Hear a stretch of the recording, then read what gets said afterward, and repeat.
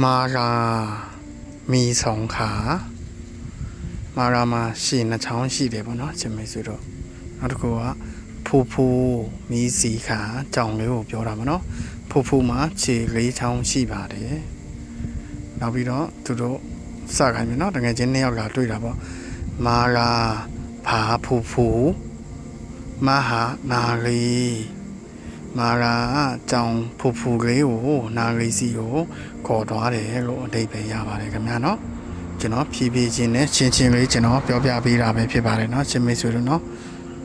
နောက်ဒီမှာကြည့်ဖို့ကနာလီမီ